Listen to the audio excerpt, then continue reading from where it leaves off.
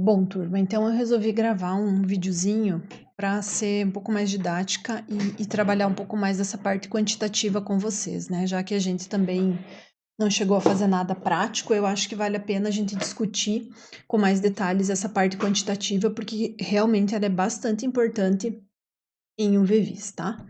Então vejam, eu coloquei ali a estrutura química, né, do componente captopril. Então, é essa estrutura que precisa ser analisada, tá? Algumas informações sobre a estrutura, né, como a fórmula química, massa molar de 217,3 grama-mol.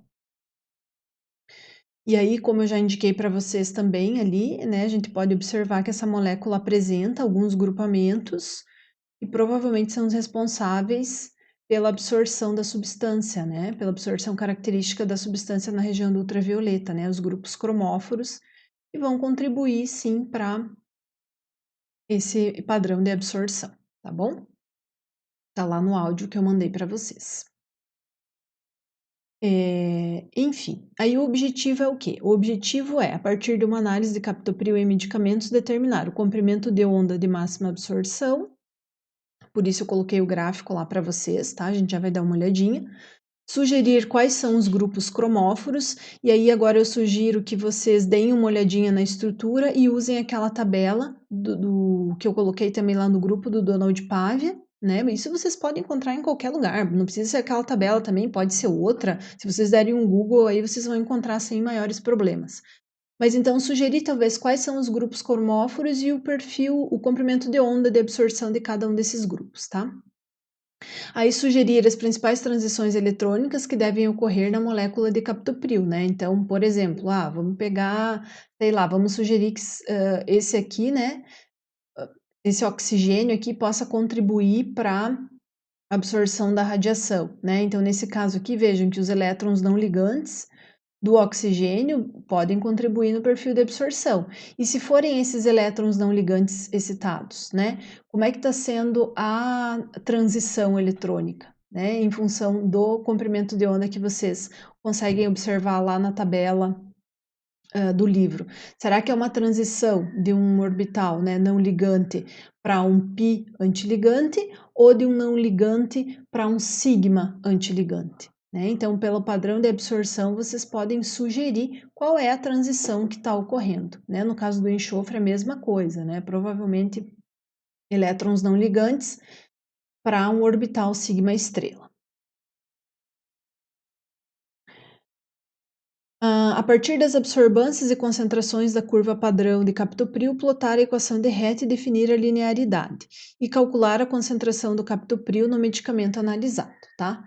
Então, aqui, no item material e métodos, está toda a descrição de como é que foi feita a análise, né? Então, por exemplo, o medicamento aqui, ele foi macerado em almofarize pistilo, né? Então, foi colocado aqui, maceradinho, e acondicionado dentro de um Eppendorf, né? Então, o pó do medicamento acondicionado nesse Eppendorf. Na sequência, foram pesados 0,1 grama de amostra, adicionados 10 ml de HCl na concentração de 0,1 mol por litro. Provavelmente, na sequência, né, ajusta-se o menisco, filtra-se a solução, e depois faz-se a leitura num espectrofotômetro. É importante também termos a curva de calibração. Como é que essa curva de calibração foi preparada? Então, foram pesados 2,5 miligramas do padrão de captopril em 25 ml de HCl, 0,1 mol por litro. Então, vejam, o mesmo HCl que foi utilizado para solubilizar a amostra também foi utilizado para solubilizar o padrão. Essa massa e volume permitiu a produção de um ponto da curva de calibração, que a gente pode chamar do ponto estoque, né, ou a solução mãe, na concentração de 100 ppm, né, ou 100 mg por litro. Miligrama por litro. Na sequência, essa solução estoque foi diluída em 1, 2, 3, 4, 5 pontos diferentes, em concentrações diferentes, né? Desde 75 até 5 ppm, ou miligrama por litro, tá? Eu acabei colocando aqui no exercício, mas faço uma observação para vocês. Tentem não utilizar ppm, porque é uma unidade que está caindo um pouco de uso, tá? Não que seja errado, né? Parte por milhão. Mas é melhor vocês utilizarem miligrama por litro ou micrograma por ml, tá? Bom, as amostras e os diferentes pontos da curva de calibração são acondicionados na cubeta e avaliados no equipamento, né? Então, cada um desses pontos foi colocado uma vez dentro da cubeta, né? Então, por exemplo, um detalhe aqui talvez importante, né? O ideal é a gente sempre começar do ponto mais diluído para o ponto mais concentrado, né? Só para relembrar vocês, porque aí garante que não vai ocorrer contaminação da cubeta, a gente não precisa ficar lavando, né? Entre uma e outra. Então, por exemplo, vamos começar lá com o ponto 5 ppm, né? Vamos colocar o ponto 5 ppm na cubeta e a gente vai ler no espectrofotômetro, tá? Depois, o ponto 10, tira o ponto 5, coloca o ponto 10 ppm, faz a leitura, anota a absorbância. Tira o ponto 10, coloca o ponto 25 e assim sucessivamente, até que todos os 5 pontos da curva tenham sido lidos no espectrofotômetro, ok? Um detalhe importante aqui, ó. A gente não teve lá a prática, mas assim, ó, a cubeta, usualmente ela tem 2 lados que são foscos e 2 lados transparentes, tá? Vamos imaginar aqui que esse seja o lado fosco, né? As laterais aqui é o fosco, tá? E por que isso? Para que justamente a gente possa segurar a cubeta pelas laterais foscas e não colocar a mão na parte transparente, que é por onde vai passar a radiação ultravioleta visível, né? Então, tem que sempre tomar esse cuidado, tá? Não coloquem o dedão lá na parte transparente, porque vocês vão contaminar, vocês vão transferir gordura da mão de vocês para a cubeta, né? E aí, obviamente, que isso vai interferir no processo de absorção. Por isso que é importante também segurar do lado fosco e com um papel bem macio, limpar a parte transparente antes de colocar no equipamento para desenvolver a leitura. Bom, e aqui estão os resultados, né, da análise. Então, esse é o gráfico de absorbância máxima do princípio ativo. Então, por aqui vocês podem já sugerir que o captopril, qual é o lambda de máxima absorção do captopril, tá? Claro que aqui a escala tá um pouquinho espaçada, né? Talvez não fique tão preciso. Mas aqui poderia ser um 225, talvez o 210, né? A gente poderia sugerir aqui, então, que o perfil de absorção do captopril é em aproximadamente 210 nanômetros, tá? Só avaliando esse gráfico aqui, tá? Então, esse seria uma análise mais qualitativa para determinar o perfil de máxima absorção. E aí um detalhe importante também é isso, né? Eu comentei com vocês, vou voltar um pouquinho aqui no slide, que a gente leu cada ponto da curva de calibração uma vez, tá? E aí, uma vez, ou um duplicado, triplicado, enfim, como queiram realizar o ensaio, né? Mas o que eu quero dizer é que, assim, ó, para que eu pudesse ler a absorbância de cada um desses pontos da curva de calibração, eu tenho que ter já escolhido o comprimento de onda de trabalho, o meu comprimento de onda de trabalho. Então, o que eu posso sugerir aqui é que cada um desses pontos da curva foi lido no comprimento de onda de máxima absorção do captopril, que a gente definiu aqui como sendo 210, né? Vocês não podem simplesmente pegar esses pontos da curva de calibração e ler em qualquer lambda, né? Imagina se vocês tivessem optado em ler, sei lá, em 250 nanômetros, que resposta que vocês teriam aqui? Praticamente nenhuma, né? Vejam que a absorbância aqui está próxima a zero. Então, tomem cuidado com isso. Vocês precisam escolher o lambda de máxima absorção de trabalho de vocês. É bem provável que isso já esteja definido no método, quando vocês pegarem algum método de literatura. Mas se não tiver definido, ou se vocês quiserem também confirmar, é sempre bom fazer essa análise de varredura, né? Então, fazer uma varredura que vai aí desde os 200 até, sei lá, pode fazer a faixa inteira, né? Ultravioleta e visível, mas para que vocês consigam definir qual é essa lambda de máxima absorção, tá? Bom, agora para os pontos da curva de calibração. Então, vejam, cada ponto daqueles 5, 10, 25, 50, 75 e 100 ppm forneceu uma absorbância característica, né? Obviamente que quanto mais concentrado é aquela ponto da curva de calibração, maior vai ser a absorbância, né? A gente já sabe disso pela lei de Lambert-Beer. E aqui estão as absorbâncias obtidas para as amostras, né? Então, imaginando que foi pego um medicamento E esse medicamento ele foi analisado em triplicata. Então, para cada replicata, a gente teve aqui um valor de absorbância, né? Então, 1,582, 1,652 e 1,489, tá? Eu já posso sugerir mais ou menos em que faixa de concentração que essas amostras vão estar compreendidas. Por quê? Se eu olhar essas absorbâncias aqui e der uma olhada na tabela, eu já estou vendo que provavelmente as minhas amostras estarão compreendidas nessa faixa aqui, ó, de 50 a 75 ppm, tá? Só pelo perfil de absorção eu já consigo sugerir isso. E aí eu consigo sugerir também o quê? Um detalhe importante aqui. Sempre que vocês forem trabalhar com a quantificação, é importante que a curva, que as leituras de absorbância da amostra de vocês, essas absorbâncias, elas fiquem dentro aqui da faixa da curva de calibração, né? Vocês não podem ter uma leitura de absorbância que esteja fora dessa faixa, abaixo ou acima, né? Então, por exemplo, se eu tivesse lido a amostra e ela tivesse apresentado uma absorbância igual a 2, por exemplo, né, que é uma absorbância elevada, e que está acima do meu maior ponto aqui da curva de calibração, o que eu teria que fazer? Eu teria que diluir a amostra de forma que ela ficasse, se enquadrasse dentro aqui da curva de calibração. E se ela ficasse abaixo, né, sei lá, apresentasse uma absorbância de 0,1, por exemplo, ela estaria também abaixo do meu ponto da curva de calibração. Aí eu teria que dar um jeito de concentrar um pouquinho essa amostra. Ou também poderia inserir pontos na minha curva de calibração, pontos mais diluídos ou também pontos mais concentrados, de forma a abraçar essa absorbância que a amostra apresentou, tá? O cuidado que a gente tem que ter aqui só é para não ficar no limite do equipamento, porque os equipamentos acabam que eles têm limites inferiores e superiores de absorbância. E aí, antigamente a gente falava que não era bom passar de 1 absorbância, porque o equipamento já não teria mais sensibilidade, o detector ia sofrer com a radiação em excesso que estava chegando ali. Hoje em dia, a gente não pode restringir a 1, por exemplo, o valor da absorbância. Cada equipamento vai ter o seu limite, né? Os equipamentos eles estão ficando cada vez mais modernos, e aí acaba que a gente precisa entender a máquina que a gente está usando e saber qual é o limite dessa máquina, tá? Então, isso é bem importante.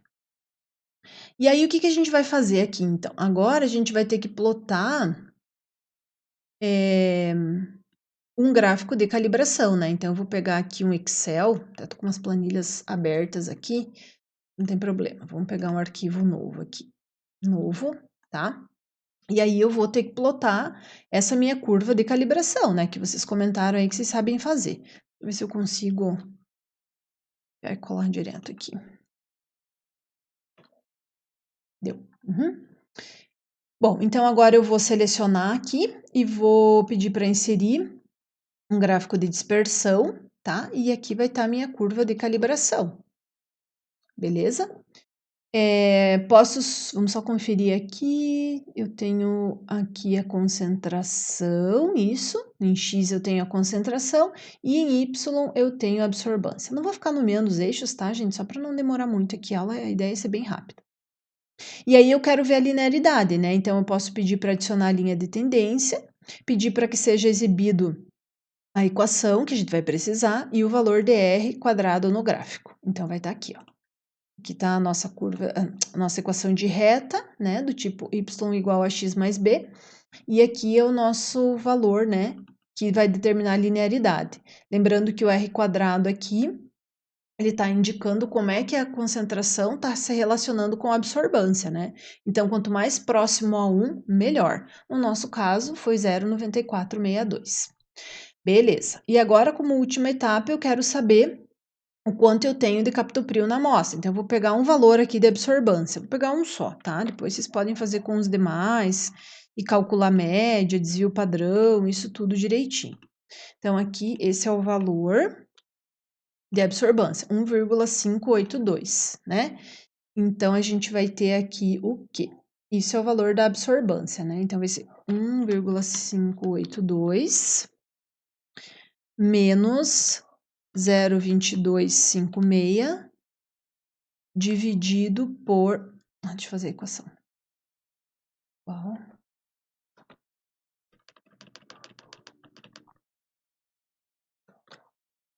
Dividido por 0,0184, tá? E aí eu vou obter X.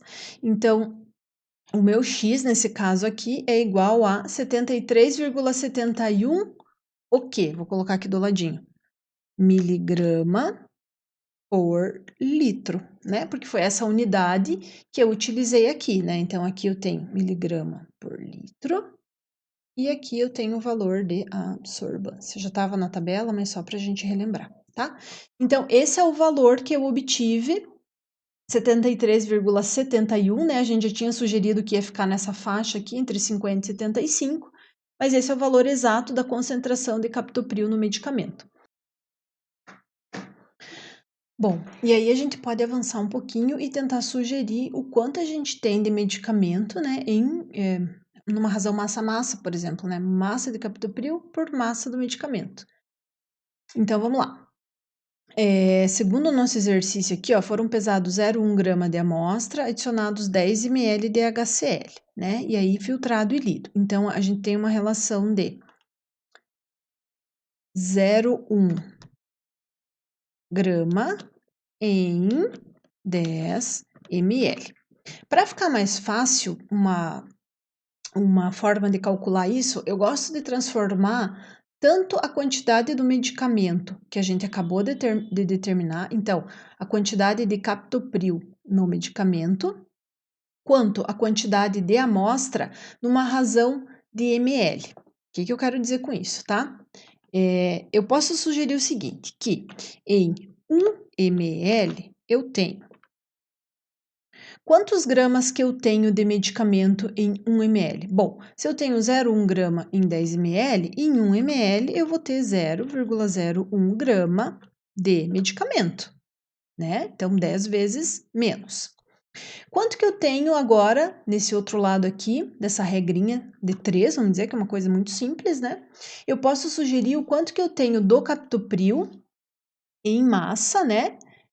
Nesse 1 ml. Então, se eu tenho 73,71 miligramas em 1 litro, vou colocar aqui do ladinho para vocês acompanharem. Então, 73,7 miligramas em 1000 ml. Em 1 ml, eu vou ter Y, né? Vou colocar aqui Y. Então, o Y vai ser igual a 73,7 dividido por 1000. Vou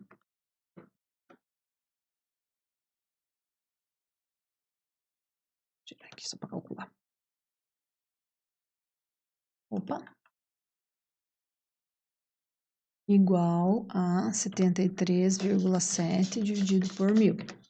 Então, tá, isso aqui vai ser 0,0737, o quê? Miligrama de captopril.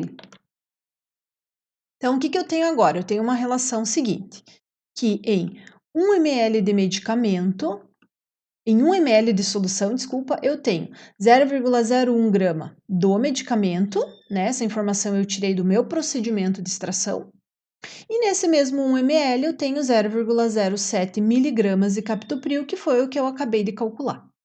Aí a gente pode sugerir o seguinte, eu não sei exatamente quanto vem uma dragem de comprimido, mas a gente pode sugerir que, sei lá, tenha 1 grama. Então, quanto é que eu vou ter em 1 grama de medicamento, quanto é que eu vou ter de captopril? Vou colocar um Z aqui. Então, aqui vai ser o nosso Z. Tá? Isso aqui vai ser quanto? Vai ser